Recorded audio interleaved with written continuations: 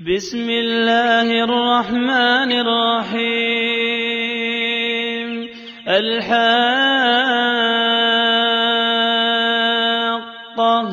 ما الحاقة وما أدراك ما الحاقة كذبت ثمود وعاد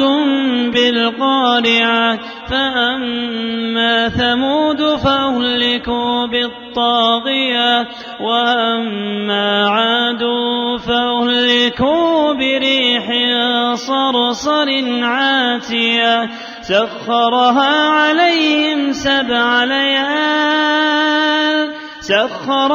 عليهم سبع ليال وثمانية أيام حسوما فترى القوم فيها صرعا كأنهم أعجاز نخل خاوية فهل ترى لهم من باقية وجاء فرعون ومن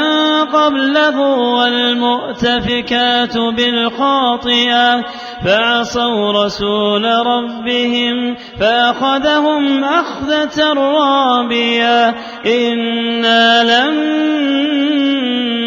طغى الماء حملناكم في الجارية لنجعلها لكم تذكرة وتعيها أذن واعية فإذا نفخ في الصور نفخة واحدة وحملت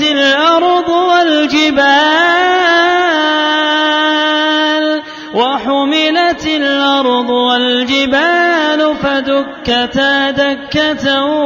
واحدة فيومئذ وقعت الواقعة وانشقت السماء فهي يومئذ واهية والملك على أرجائها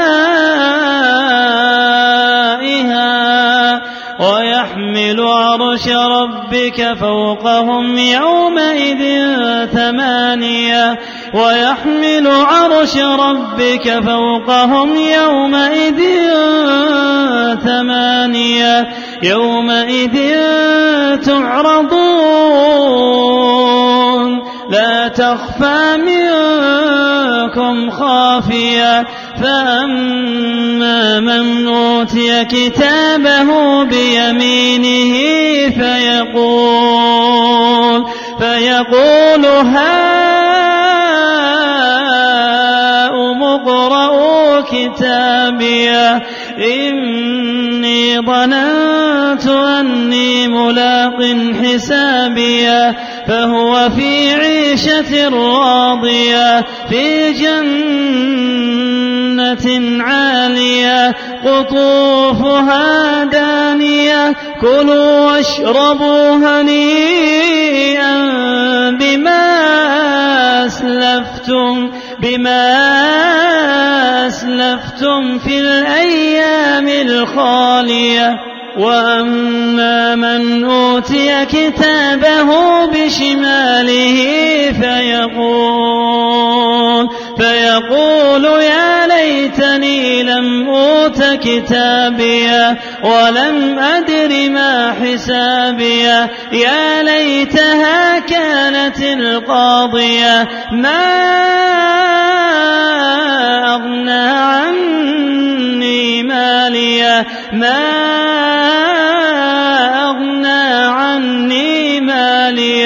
هلك عني سلطانيه خذوه فغلوه